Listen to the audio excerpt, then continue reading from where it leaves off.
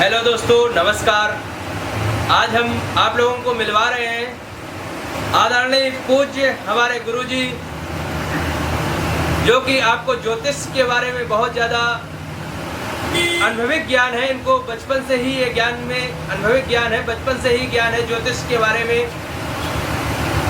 आज क्षत्रिय और वैश्य ऐसे हम तुम लड़ाई झगड़े किया करते हैं, तो उसके बारे में आज हमारे गुरुजी आप लोगों को समझाएंगे। चार वैश्य धर्म क्या क्या है।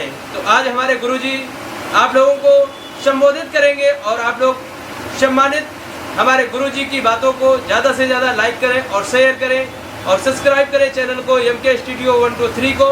तो गुरुजी, हम आपसे आज यही पूछना चाहेंगे कि जो इस संसार योनि में आयु में पढ़ने वाली हमारी माताएं हैं, क्यों ये आपस में ऐसा एक व्यवहार फैलाते हैं।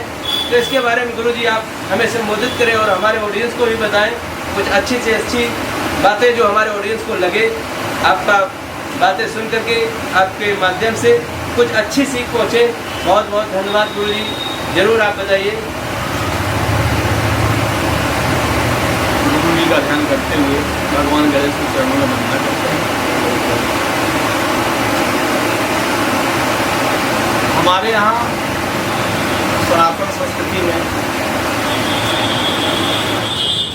4 वर्ण कहे गए हैं: ब्राह्मण, क्षत्रिय, वैश्य और शूद्र। 4 वर्ण है। ये 4 वर्ण हैं जी गुरु। ये वर्ण क्या है? इसमें शूद्र जो वर्ण है इसको ये लेकर बहुत ज्यादा अफेक्ट वर्ण है। इस वर्ण इसमें बहुत सब लोग अफेक्ट किया करते हैं, लड़ाई झंझट इसी वर्ण पे ज्यादा होता है। तो शूद्र वर्ण की जब बात आती है तो काफी विवाद देखने को समाज में जी जी जी गुरु। वो वर्ण क्या है?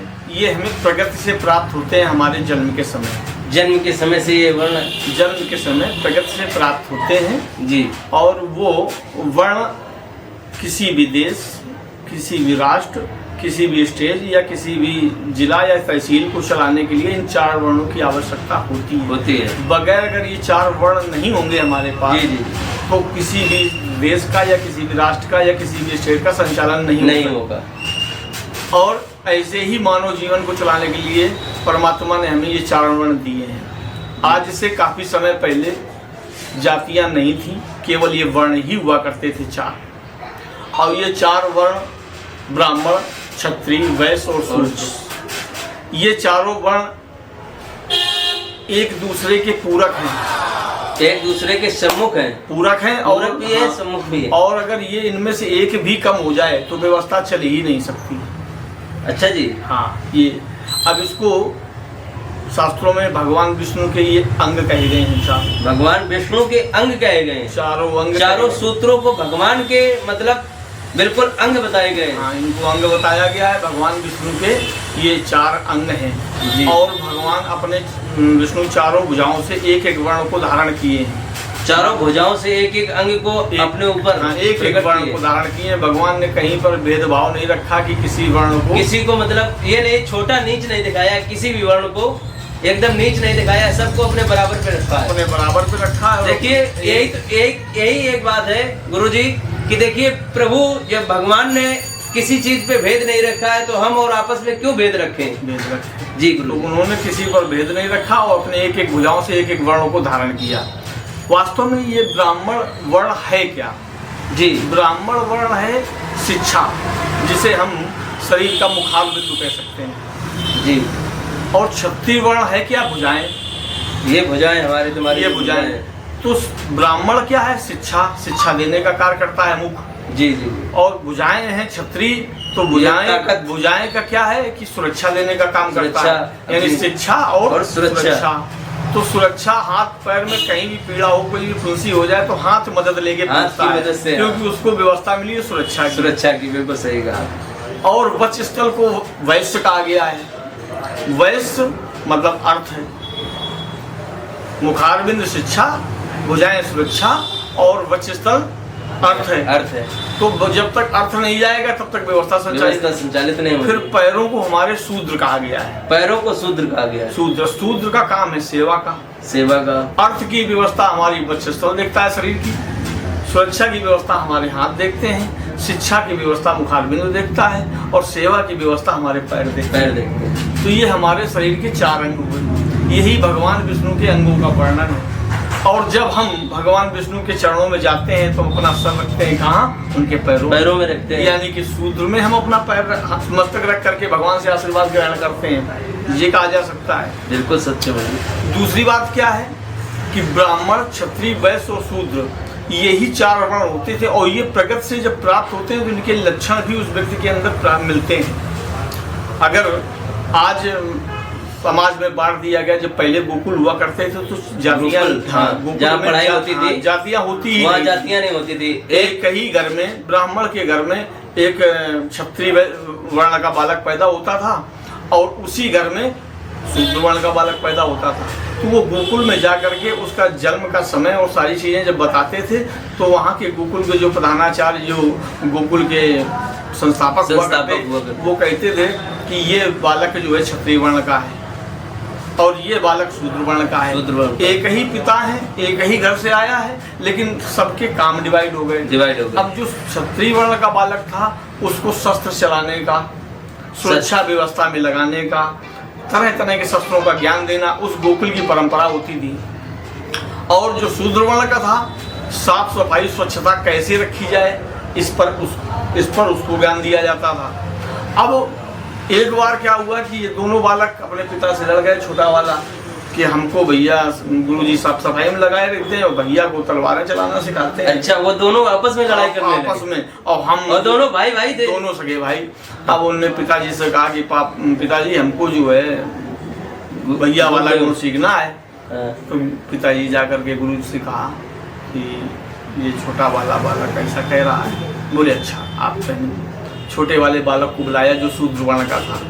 बोले आज से तुम जो है भैया के काम में आ जाओ। भैया के काम में आ जाओ। अब वो जब भैया के काम में गया और उसको तलवारें जब पकड़ा गई तो 3-4 दिन में वो कांपने लगा, इतना डरने लगा कि हमको तलवार लग सकती है, मर सकते हैं और कुछ भी हो सकता है। तो भयभीत होकर के फिर पुनः पिताजी से कहता कि नहीं, हमका वाय ठीक रहा है पहले वाला, वही हमें तो जब ये वर्ण प्रभाव प्राप्त होते हैं प्रकृति से हमको, तो वैसे ही लक्षण परमात्मा हमारे अंदर डाल देता है। आज आप देखोगे कि ब्राह्मण के घर में शूद्र वर्ण का बालक पैदा जब होता है तो वो ब्राह्मण का घर होने के बाद भी वो पापाचार में लिप्त रहता है। वो न तो भगवान को जानता है, न मानता है, न कभी पूजा पाठ में ध्यान देता है। पूजा पाठ में ध्यान देता है, बिल्कुल सही बात है। और वो मांस मदिरा आदि में लिप्त हो जाता है। फिर लोग कहते हैं बताओ ये ब्राह्मण का बालक इस तरीके का हो गया। उसमें वर्ण की व्यवस्था है क्योंकि वो शूद्र वर्ण का है, आज ब्राह्मण के घर में पैदा जरूर हो गया, लेकिन ऐसा उसके अंदर लक्षण जो है वो प्रकृति से प्राप्त है। अब किसी शूद्र के यहाँ ब्राह्मण वर्ण का यदि बालक पैदा हो जाता है तो पता चलता है कि वो बड़े पूजा पाठ में, बड़े टीका में, बड़े वेदों में, बड़े शास्त्रों में बड़ी रुचि रखता है। बहुत रुचि रखता है और वो रुचि पाने के लिए चाहता है कि हम भी जनेऊ पहने, हम भी ये सब करें और खूब मंदिर जाता है और बड़ा ज्ञान भी अर्जित करता है। तब हमको देखने में आता है ये वर्ण व्यवस्था प्रगति से प्राप्त होती है, वैसे लक्षण उसके हो। वहाँ की दूसरी तरफ ब्राह्मण बालक वो क्या करता है कि शूद्र वर्ण का है तो अपने जनेऊ भी खुटिया में टांग के मांस मदिरा कोई मतलब नहीं। और वो शूद्र वर्ण के यहाँ बालक पैदा हुआ वो कभी मांस मछली मदिरा पान ये सब पापाचार से दूर रह करके बिल्कुल धर्म पर चलता है, ईमानदारी से। तो ये 4 वर्ण के बगैर हमारा कोई भी राष्ट्र बेकार है। अगर सेवा नहीं होगी उस राष्ट्र में तो राष्ट्र की संचालन व्यवस्था नहीं चल सकती। बिल्कुल ठीक है।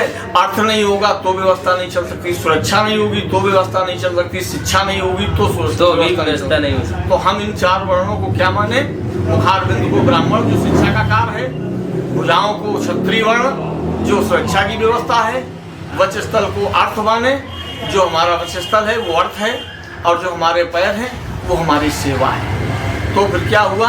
शिक्षा, सुरक्षा, अर्थ और सेवा, यही 4 वर्ण। और ये 4 वर्णों को भगवान विष्णु ने अपने एक भुजाओं से धारण किया है। और जब भी हम भगवान विष्णु के पास जाते हैं, उनके चरणों में नमन करते हैं तो उनके पैरों पर ही मस्तक रखते हैं। तो आप कह सकते हो कि क्या हम शूद्र के पैर छूते हैं? नहीं, ये हम एक ही है, अलग नहीं है। बस अपने सबके काम, सबकी व्यवस्थाएं बटी होने की वजह से और बगैर व्यवस्थाओं के व्यवस्थाएं नहीं चल सकती। इसलिए भगवान ने ये व्यवस्था हमको दी है और ये है वर्ण की मुख्य व्यवस्थाएं। बाद में ये सब जातियां आ गई जो अलग अलग बट गई, नहीं पहले केवल वर्ण से ही व्यवस्थाएं चलती थी और वर्ण ही सब कुछ हुआ करता सब कुछ हुआ करता था। जो आज से पूर्व जो हमारे बुजुर्ग लोग हैं, जो उनसे भी बुजुर्ग थे, वो कोई भेदभाव ज़्यादा नहीं मनाते थे और सब लोग एक समान ही रहते थे।